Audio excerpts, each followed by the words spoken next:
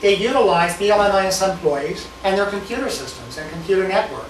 The programmers helped write the software for Comad Securities.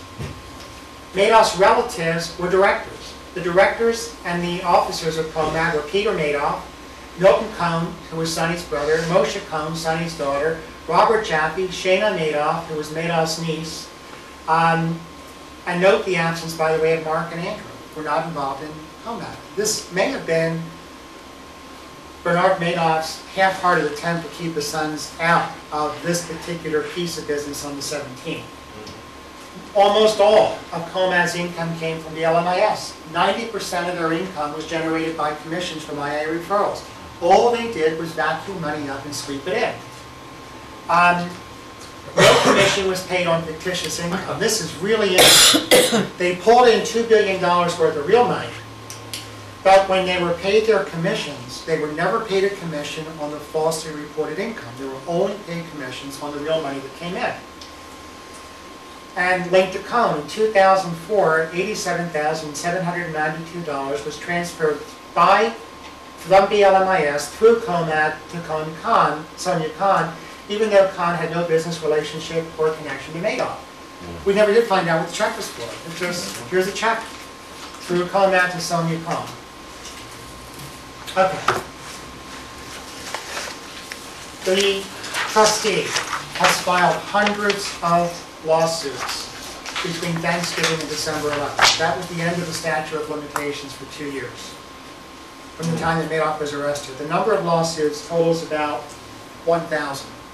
The total value of the lawsuits, I understand, is somewhere around $57 billion that he's suing for. Of course, he's never going to get it, but he has swept up close to $10 billion so far.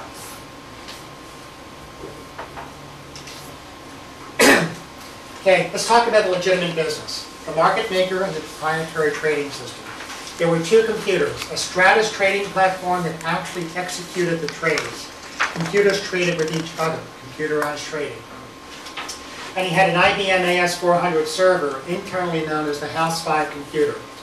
This received the trading information from the Stratus system and was used to do all their internal accounting for their books and ledgers. This computer communicated with the DTC, the Depository Trust Corporation, you'll hear that name again later, and generated reports to ensure the trades, the actual trades and those reported to the DTC were identical. This was real. So you had a trading computer that actually talked to other machines to execute these computerized trading systems, and the IBM AS400 server that did all their internal accounting and reported those trades to the Depository Trust Corporation. The two programmers, O'Hara and Perez, that we talked about earlier, wrote and maintained the software for the House 5 computer. Very important, because this means that they knew what you were supposed to do to make trades look real. It meant they knew and had written the software that generated the confirmation slips and the monthly statements that went out to the individual traders. They wrote the software that communicated with the DTC that actually reported what trades actually occurred and what it was supposed to look like. It means they knew how to generate the books and ledgers that would in turn be shown to the regulators to show that real trades occurred. They knew how it was supposed to work. The knowledge and information they obtained by working on the real part of the business was used when working on the IA part of the business on an identical IBM system. So once you knew what it was supposed to be, and you knew what the mousetrap looked like, all you had to do was go to the fictional part of it and replicate the mousetrap. The only real difference is you didn't have to communicate with the DTC. For the IA business, there were two classes of investors. The split strike conversion accounts, and this was the majority of his accounts.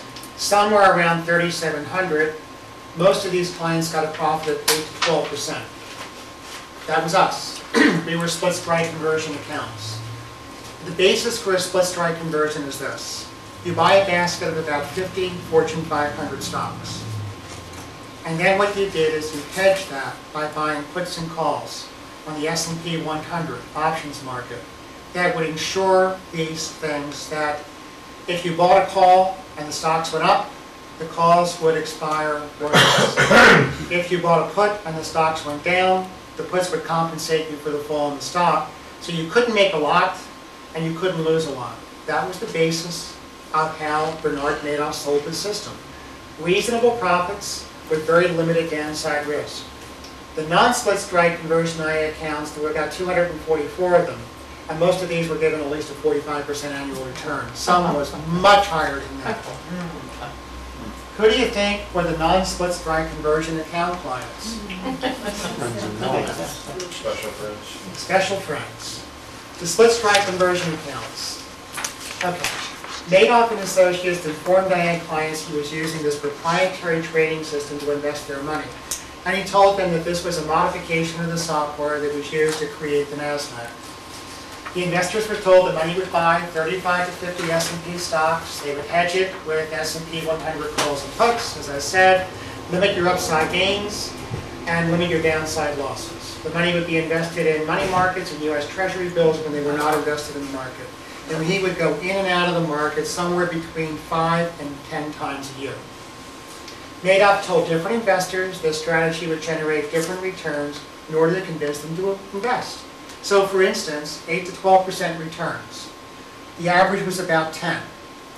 If you had plenty of money coming in and you wanted to invest, you'd say, fine, I can give you 8. If you needed money, you'd even say, I can give you 12. Anything to drag the money in. Co-conspirators, De Pasquale, fabricated transactions that were executed only on paper. Let's see if we have this.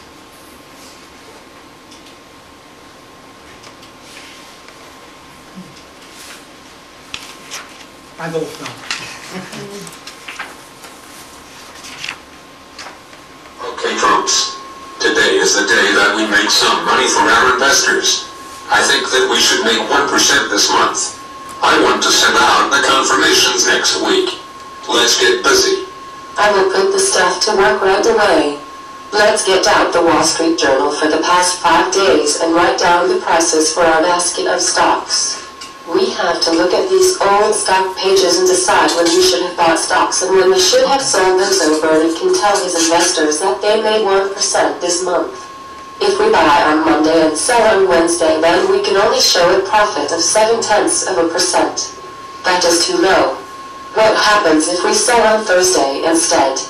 Come on, staff. Selling Thursday means that we would have to show a profit almost 2%. That might be suspicious and Bertie wants 1%. Let's switch to buying on Tuesday instead of Monday. Hey, that works. If we buy on Tuesday and sell on Thursday, then we show a profit of just over 1%. Bernie will be happy with that. I think that I can live with showing my investors a profit of just over 1%. That would seem reasonable and no one would find that too high.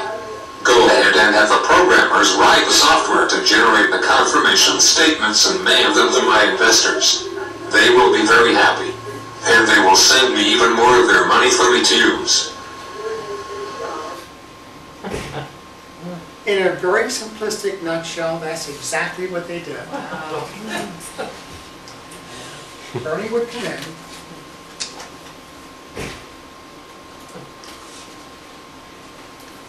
Bernie would come in and he would tell De Pasquale about how much he wanted to show on the statements, what kind of a return he wanted for this series of transactions.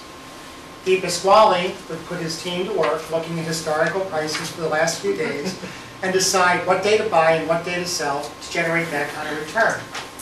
Then the AS400 computer, it was identical to the House 5 computer but named House 17, would generate the confirmation of monthly brokerage statements to show those buys and those sells to give you the return that Madoff wanted to show in that month. And again, these programs were written by the same programmers, O'Hara and Perez, that wrote the real software for the House 5 computer up on the 19th floor. Only this computer did not communicate with any outside computers. It didn't communicate with the D2C. It didn't communicate with the Stratus system. All it did was have someone sitting on one end typing in transactions and generating papers.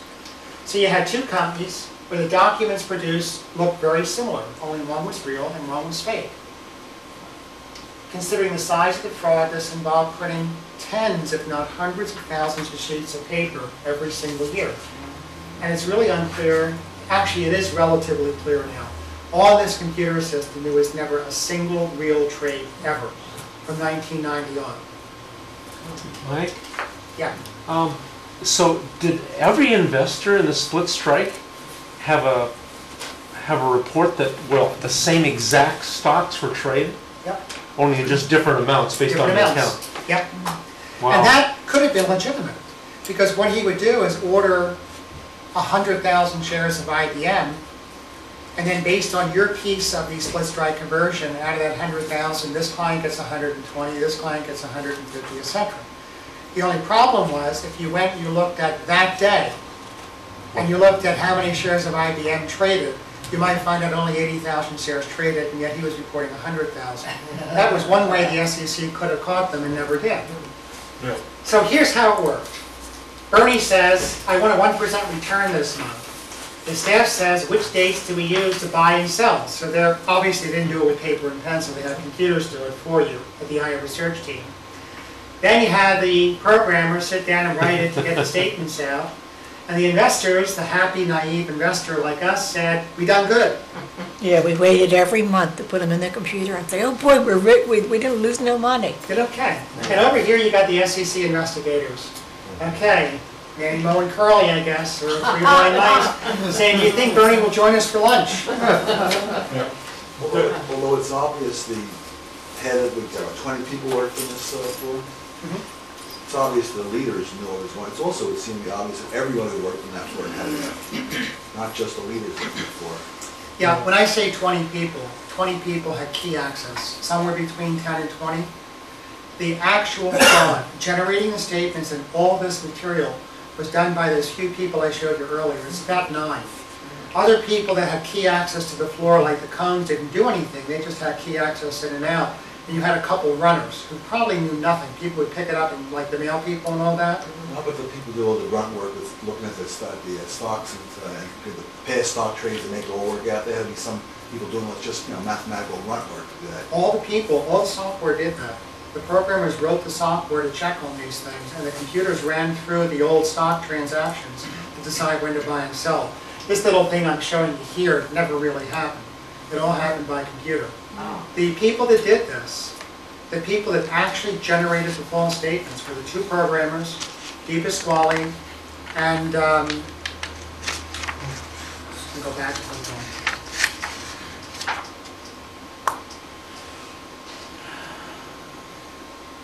For the IA key individuals, you had Peter Madoff involved in supervising this along with Bernie.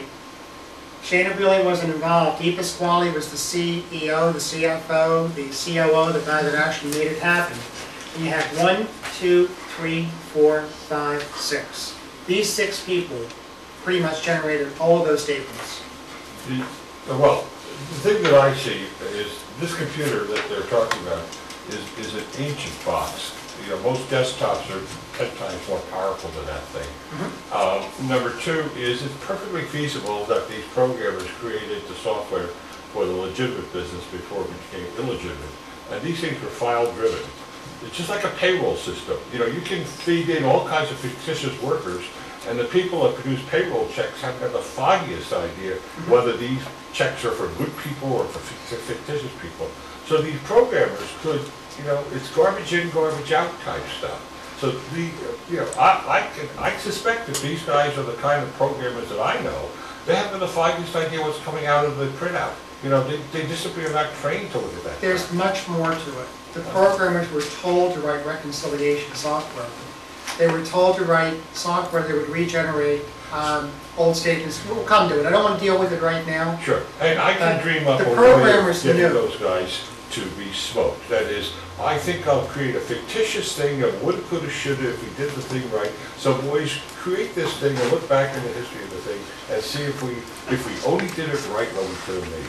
And I could send those guys on their way doing that kind of thing. There's more to it. Okay. The programmers, if you were one of those 6 or 7 people, you had to know. You had to know. Okay. The non-split strike conversion. These accounts were managed primarily by Orangino in the early 90s, and then Quilpie was added in the early 2000s because there was just too much work to do. They were assisted by Bonaventure, the 2 programmers, and Di Pasquale.